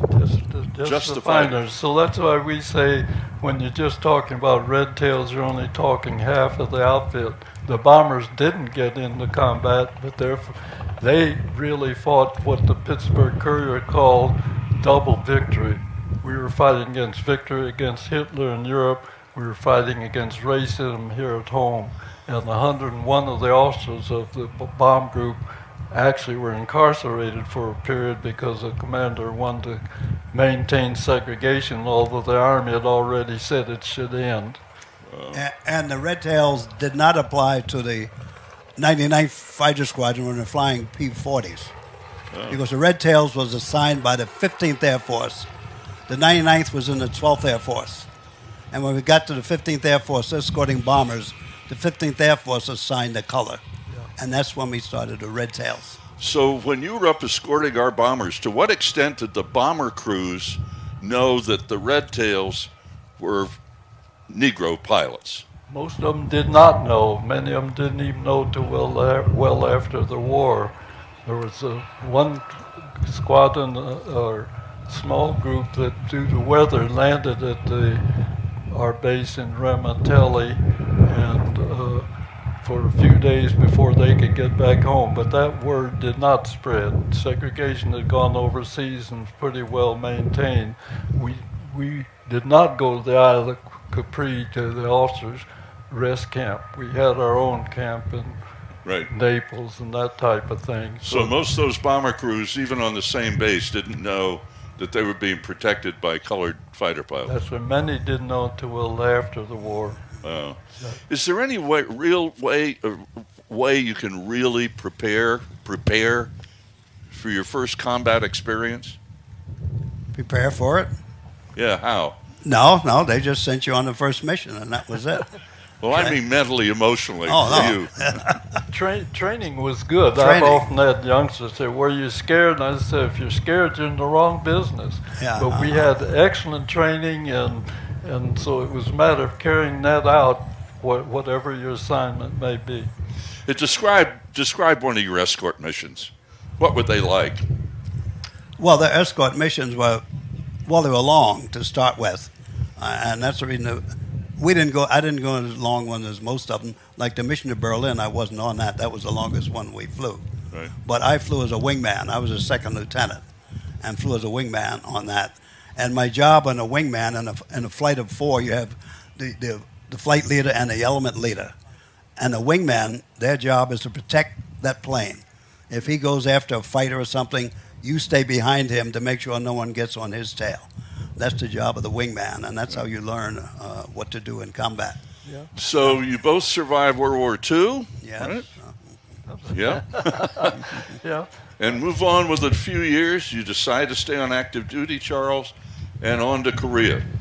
Yes. So what were you flying in Korea? I'd gotten over a couple of assignments in the States and ended up in the Philippines when the war broke out. And they grabbed P-51 pilots wherever you were because we didn't have our jets in place at that time. and 2 squadrons that had flown the 51, but had turned them over to the Philippine Air Force. They were flying F-80s. 2 squadrons of the group there were immediately shipped up to Japan, where they had 51s in storage, and got. So my last flight in Europe was November 44, 1950, 4950 or 1950. I'm going down the runway in Japan in the 51 again, and we flew missions out of Japan while they built the first strip inside Busan perimeter. Wow. And George, you left active duty and came back on, right? I got out in 46, went to NYU for 1 year. Right. And returned to active duty in June of 48. So what did you do when you were back on active duty? Well, when I came back Korea? on active duty, I signed in January 48. I decided to go back on active duty, but Lockburn said, I'll go back if you can let me finish that semester at NYU. So he said, okay, I report in June. But in April, the United States Air Force announced they were going to do away with racial segregation. And that caused me to think more about going back on active duty. So I figured when I went back on active duty, I've got to fly. But if I can't fly, I don't want a desk job. If I had a desk job, it's got to be in maintenance around airplanes. Okay. So I decided when I go back, I'll go into maintenance. What can I do? I know nothing about engines. In fact, when I finished flying, I had never driven an automobile. So I didn't know anything about engines and things like that. So I decided to go into electronics because when segregation took place, integration, I wanted to fly the all-weather fighters, and I knew they had radar. So I asked to go to radar school, and they approved it, and I went there in September 50 for 50 weeks and came out knowing everything about radar, how to operate it and how to repair it, things like that, and I became a maintenance officer. So, and you were but you went to Korea, yeah? Well, what happened was racial integration took place in the end of June 1949. The 332nd was deactivated, and within weeks, everyone at Lockburn received orders, Air Force bases all around the world. Well, I was still in school. I graduated in August, and I was shipped to the 19 Bomb Group on Guam as a maintenance officer, a B-29 outfit. And so I supervised the maintenance of electronics and long-range navigation equipment, but as a pilot. So I demonstrated I could fly the B-29. So in 1950, I was put on a flight crew, combat crew, and I flew that. I still had my day job, but I flew as a co-pilot. And when the Korean War started, we moved from Guam to Okinawa and started flying out of there. But the lesson, never give up your day job? That's right. I had somewhat the same experience because just before integration, they said you need to do something else but fly, besides fly. And I also chose to go to weather school and intelligence. I went to the maintenance course, officers course, and those, like George, much of my career then, although I actively flew 27 of my 30 years, many of my assignments are in the materiel and maintenance support. Wow. Now, you flew, 100 missions in Korea in the Mustang? In the Mustang, 100 missions, and then chose to go back to the Philippines to enjoy my overseas tour and got my first jet experience. What was that like?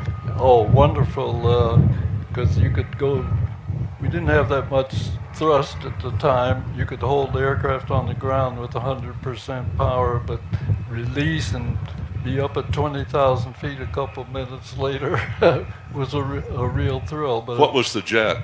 The F-80 Shooting Star, and also it's my first chance to be a command, and I commanded the unit for 2 years. What was the attitude of the pilots and the entire staff of the squadron under you as the squadron commander? Well, fortunately, we got along well.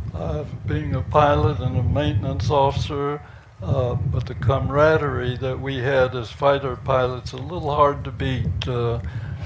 Our story is, we're the boys of the 44th, who in the hell are you?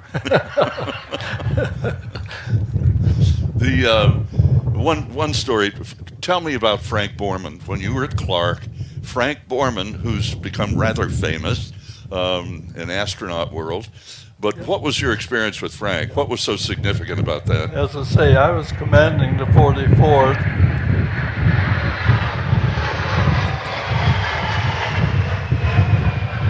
Frank was a second lieutenant and had been assigned in the command. He did some work for headquarters for a period and had come down to the squadron to, I think we're planning for being able to build up support for moving transport. He was assigned to do that type of thing, but he had a problem, and the flight surgeon had been taken off of flight status, and the flight surgeon wasn't helping because he said he didn't have his records. So fortunately, I was able to get with the flight surgeon and say, if we take him up, give him some flights and so on, you monitor, and it worked out. He got him back on flight status. So Frank and I have been friends ever since. The fact is, Frank Borman credits him with saving his flying career, which is pretty neat, for sure. Back in the States, when did you come back and become a base and or wing commander in the U.S.? Well, mainland? That's interesting because for many years, after the Air Force integrated and closed Lockburn Air Base at that time, 1949, and we were scattered around the world, it was, I guess, like doors open at times. I had other commands overseas, but not here at home. But in 1972, I became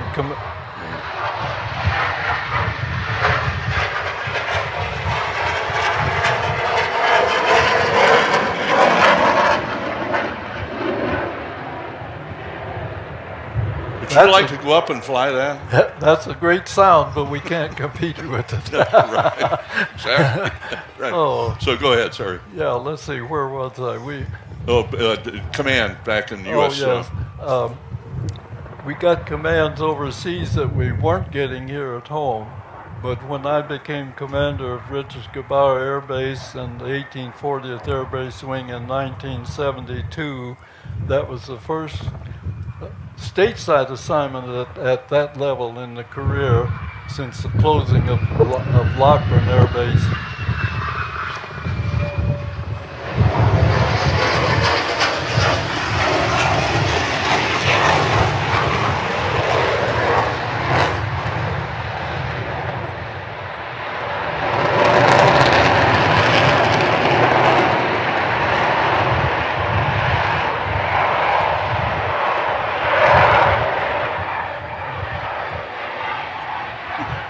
Well, that was the Air Force attitude, and of course they led the country in the integration of military facilities, but used people based on training and experience and where needed, not their happenstance of birth, and using their money the right way, because segregated base limited them the ability to sign and grow like they wanted to.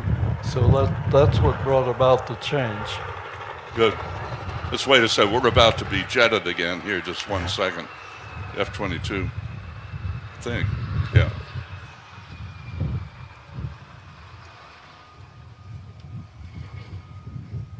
Oh. Is he touch and go, or is he landing? Wow. Yeah. Maybe he landed. Yeah, that'd be darn. Go ahead. You started? No, I finished, I think. Well, that's good. But on to Vietnam. You had all this experience as a commander here in the stateside, and then Vietnam hits. What was that assignment when you get a command assignment there?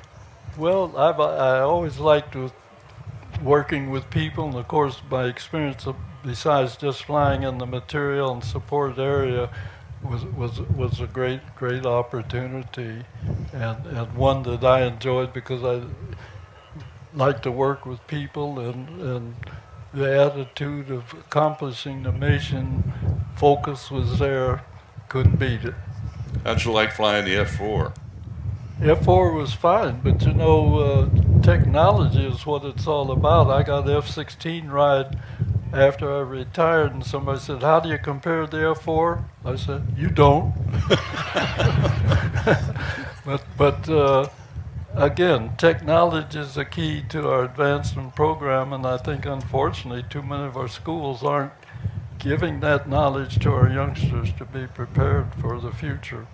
Amen. George, Vietnam, you had earned, what, two engineering degrees by this point? Yes, I got 2 engineering degrees in the service, yeah.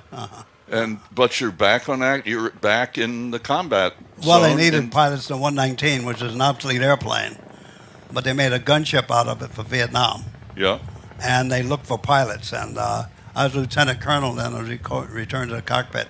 Right. Now, I hadn't flown for 7 years. I was still drawing flight pay, but they said I must be ready, and so I got refresher course in 119 in end of 1969, and got combat training at Lockbourne Air Force Base, still Lockbourne then, and ended overseas with my combat crew in the 119 gunship. Our base was at Phan Rang in the southern part of South Vietnam. But when he got there, they took my crew away from me and gave it to a low-ranking officer. Now, all the airplanes, the squadron was at Phan Rang, but all the airplanes were at 2 forward operating locations, one at Udon, Thailand, and one at Da Nang. And I became the commander of the detachment at Udon for about 3 months, and then I moved to Da Nang. And that's why I served as commander of the detachments over there, 119th gunships. And it was a good gunship, I thought. We had 4 miniguns out the side, but 2 20-millimeter Gatling guns, that's 6 barrels, firing a large 20-millimeter shell. And they could fire up to 100 shells a second out of those 6 barrels. And we had 11 people on the crew, and the person who fired the guns was the pilot flying the airplane. Of course, you had the guns were fixed, and you had to aim the airplane. So the pilot had a gun sight right here, and you had a crosshair with the guns were bore-sighted out so many yards out, and we'd fly at night, and the infrared operator would pick up targets, trucks basically, and his crosshair would show up there, and the pilot had to get in the firing circle. If the firing circle was right, all shells would be, as you go around, in this area right here, and they would destroy any trucks in that area. And you have to get in what they call the firing circle. And the co-pilot had to maintain altitude, whereas the pilot kept the circle going and only gave 1 or 2 second bursts on the guns, because that's 100 rounds a second thing. And that could get any truck if you were aimed properly. Charles, you look back on your Air Force career. What has this meant to you? Excuse me, to George. Well, it meant a lot. Well, my career is, I had 3 careers in the service. As a pilot, then I got maintenance, and a good portion of my career was maintenance when I got to SAC, Armament Electronics Maintenance. And I worked in maintenance on B-36s, which is the biggest airplane we have had. And then I went to Limestone, Maine, up there, but from there in 55, I went to Institute of Technology for 2 years and received a Bachelor of Science in Electrical Engineering. And then I went to Japan for a good tour of 3 years, and then to New York, Plattsburgh, where I became a commander of an Armored Electronic Maintenance Squadron, and that's when they took me on flight status for. Right. I got my flight pay, but I had to be ready to go back.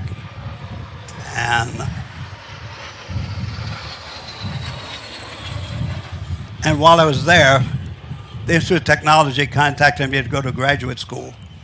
So I ended up in 63 going back for 19 months and received my Master of Science in Systems Engineering.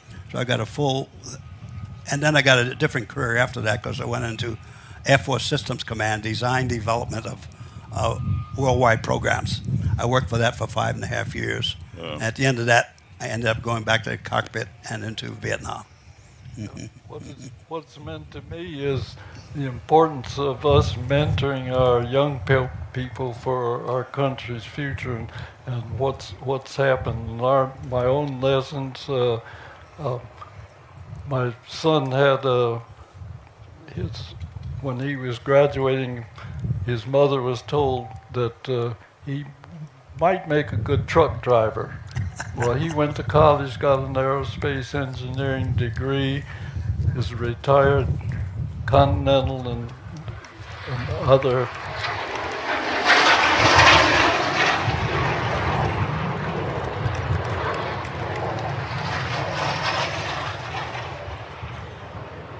So that was, repeat that, what your son went to, repeat that? My son was told he'd make a good truck driver, but he got an aerospace engineering degree, became an airline pilot after some Air Force service, retired with over 31,000 hours, and now is an instructor for Boeing in the Dreamliner, the 787 and 777. But part of that experience, I can remember when I wanted to get out of military flying and go commercial, they didn't want me or women. It took some lawsuits to change that, but by that time I kept getting good assignments, and I say was still flying, so it's thing. But I think what's important and what I gained from that is that how we mentor our youngsters for our country's future, and we need to all be about that. Ladies and gentlemen, Charles McGee and George Hardy.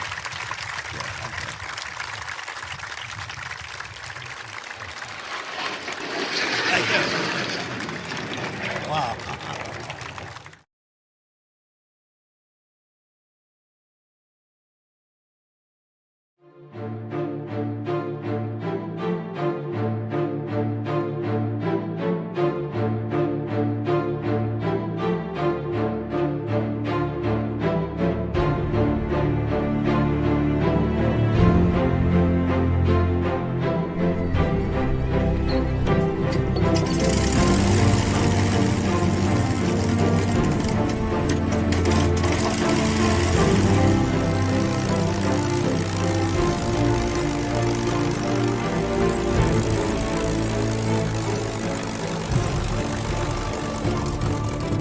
I think any pilot worth his salt in this business has got to have wondered and loved to have maybe owned or flown a P-51.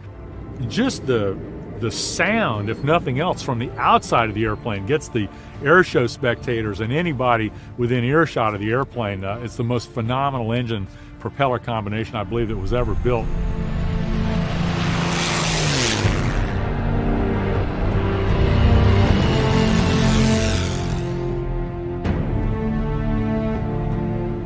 And then be able to fly something like that is, you know, the speed, the sensation, the history involved, and every time you get in the airplane, you're looking for bandits. You're just imagining what it would have been like to pull that trigger and feel those guns, shake the airplane.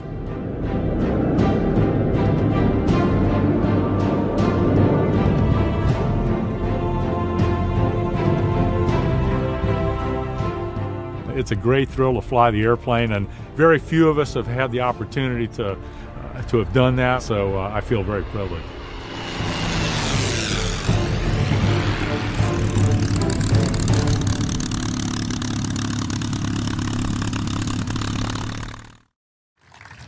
And please welcome Sam Bass.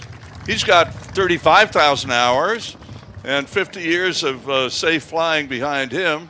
And Alan Miller, who's a Mustang guy. And Sam, you're up with Alan, the guys. Now, hold this up close to your mouth.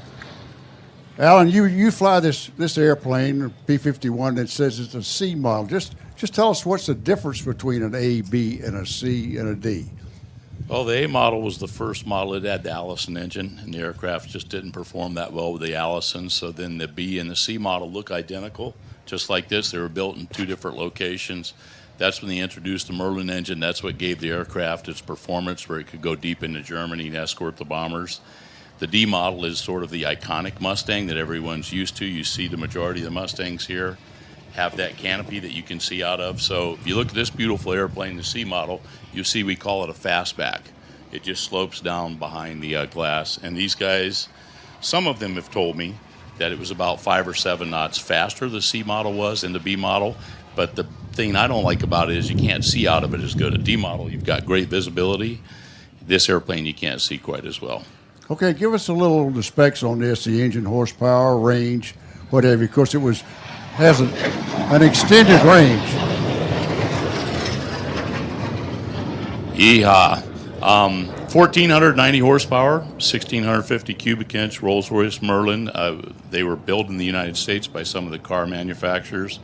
The airplane's never exceed speed is 505 mile an hour, depending upon the configuration of fuel. This one's got a little jump seat where the fuel tank was behind the pilot.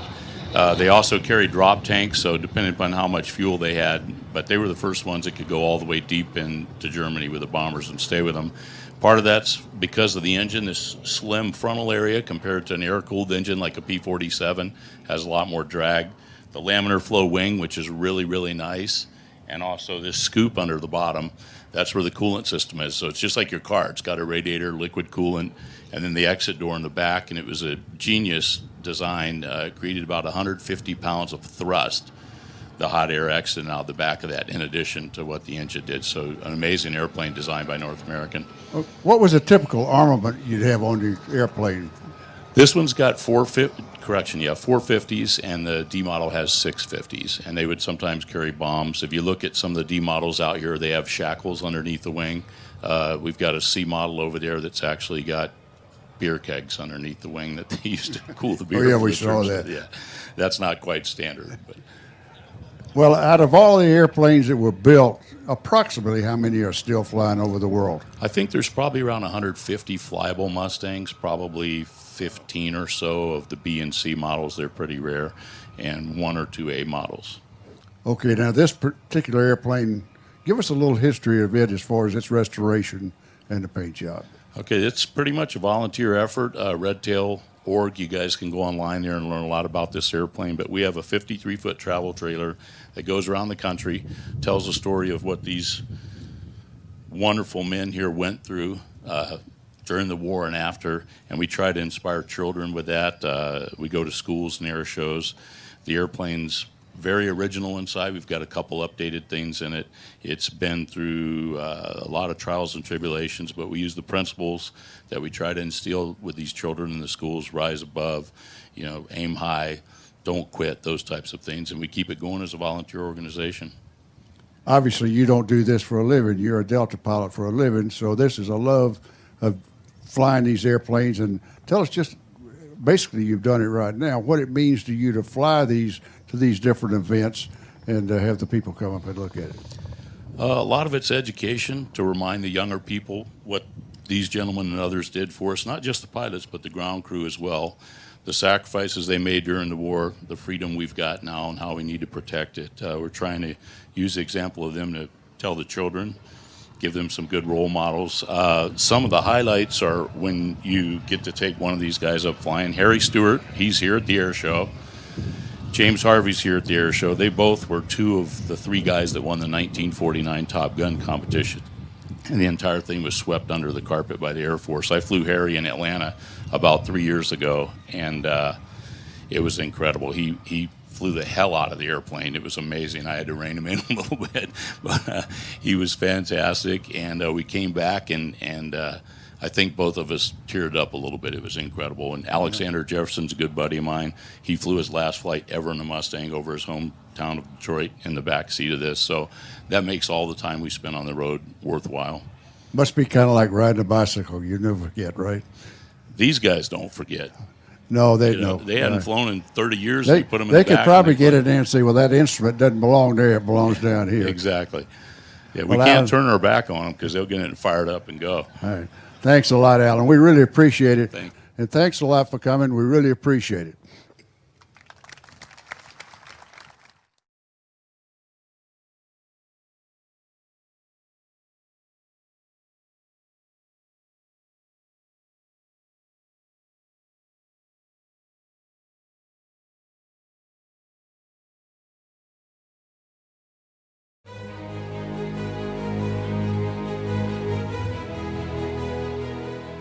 By 1944, the fight for civil rights and the fight for global freedom intersected violently in the skies above Italy and Germany.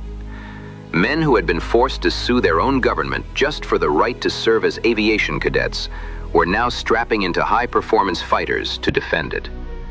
The Tuskegee Airmen fought a grueling 2-front war, overcoming systemic racism at home before ever engaging the Luftwaffe's finest interceptors. From harrowing strafing runs over the beaches of Anzio to massive bomber escort missions targeting Berlin, they demonstrated unmatched tactical discipline. During their tenure as escort fighters, they gained immense respect from vulnerable bomber crews who began specifically requesting the Red Tails for protection. Their flawless dedication helped dismantle the Axis war machine and laid the undeniable groundwork for the total desegregation of the military. This is their heroic story, in their own words.